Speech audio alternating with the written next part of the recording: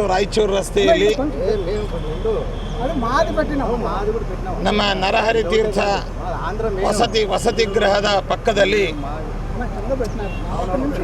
Bihar ಪ್ರಾಂತದಿಂದ ಆಗಮಿಸಿದಂತಹ flooring ಮಂತ್ರಾಲಯ ರಾಯಚೂರು ರಸ್ತೆಯಲ್ಲಿ ನಮ್ಮ ನರಹರಿ ತೀರ್ಥ ವಸತಿ ಗೃಹದ ಪಕ್ಕದಲ್ಲಿ ಇರತಕ್ಕಂತಹ ಕೆಲವು ತಾತ್ಕಾಲಿಕ ಶೆಡ್ಗಳಲ್ಲಿ ಬಿಹಾರ ಮತ್ತು ಇತರ ಪ್ರಾಂತಗಳಿಂದ ಉತ್ತರ ಪ್ರದೇಶ ಭಾಗದಿಂದ ಆಗಮಿಸಿ ಇಲ್ಲಿ ಬಹುದಿನಗಳಿಂದ ಅನೇಕ ಕಟ್ಟಡಗಳ ಫ್ಲೋರಿಂಗು ಮತ್ತು ಫಾಲ್ಸ್ ರೂಫಿಂಗು ಈ ಮೊದಲಾದ ಕೆಲಸಗಳಿಗೋಸ್ಕರವಾಗಿ ಆಗಮಿಸಿದಂತಹ ಗುತ್ತಿಗೆದಾರರುಗಳು ಅಲ್ಲಿ ಕೆಲಸ ಮಾಡುವವರಿಗೆ ತಾತ್ಕಾಲಿಕವಾಗಿ ನಿರ್ಮಾಣ ಮಾಡಿದಂತಹ ಶೆಡ್ಡುಗಳಲ್ಲಿ ವಾಸವಾಗಿರ್ತಾ ಇದ್ದರು.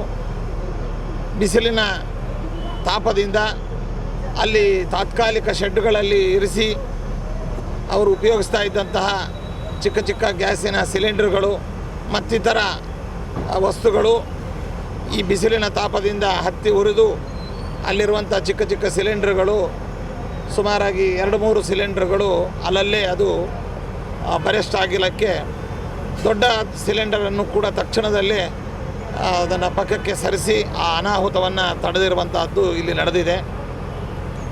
ಈ ಸಂದರ್ಭದಲ್ಲಿ ಯಾರಿಗೂ ಕೂಡ ಪ್ರಾಣಾಪಾಯ ಅನ್ನುವಂಥದ್ದು, ಪ್ರಾಣಹಾನಿ ಅನ್ನುವಂಥದ್ದು ಆಗಲಿಲ್ಲ.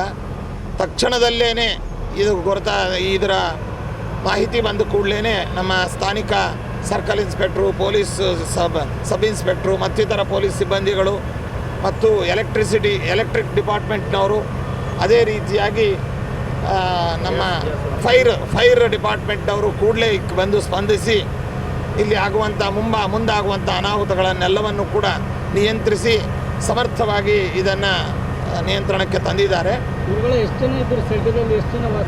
ಇಲ್ಲಿ ಅನೇಕ ಜನಗಳು ಇದ್ದಾರೆ, ಆದರೆ ಯಾರು ಕೂಡ ಆ ಸಂದರ್ಭದಲ್ಲಿ ಶೆಡ್ಡಲ್ಲಿ ಇರಲಿಲ್ಲ. ಅದೊಂದು ಮುಖ್ಯವಾದಂಥ ವಿಷಯ. ಇದು ಪ್ರಕೃತಿಯ ಒಂದು ಬಿಸಿಲಿನ ತಾಪದಿಂದ ತನ್ನಷ್ಟಕ್ಕೆ ತಾನೇ ಹತ್ತಿ ಉರಿದಿದೆ. ಯಾವುದೇ ತರಹದ ಅನಾಹುತಗಳು ಕೂಡ ಇಲ್ಲಿ ಸಂಭವಿಸಿಲ್ಲ.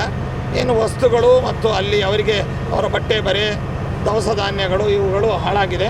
ಅದಕ್ಕೆ ಬೇಕಾದಂಥ ವ್ಯವಸ್ಥೆಯನ್ನು ಮಠದಿಂದಲೂ ಕೂಡ ನಾವು ಮಾಡಿದ್ದೇವೆ ಮತ್ತು ಬೇರೆಯವರು ಕೂಡ ಸಾಮಾಜಿಕ ಕಳಕಳಿ ಉಳ್ಳವರು ಕೂಡ ಅದಕ್ಕೆ ಸ್ಪಂದಿಸಿ ಅವರಿಗೆ ಸಹಾಯ ಹಸ್ತವನ್ನು ಚಾಚಿದ್ದಾರೆ. ಯಾವುದೇ ಥರದ ಅವರಿಗೆ ಅಧೈರ್ಯ ಮತ್ತು ತೊಂದರೆ ಆಗದಂತೆ ಮಠ ಎಲ್ಲ ರೀತಿಯಾದ ಎಚ್ಚರಿಕೆಯನ್ನು ಗಮನಿಸ್ತದೆ.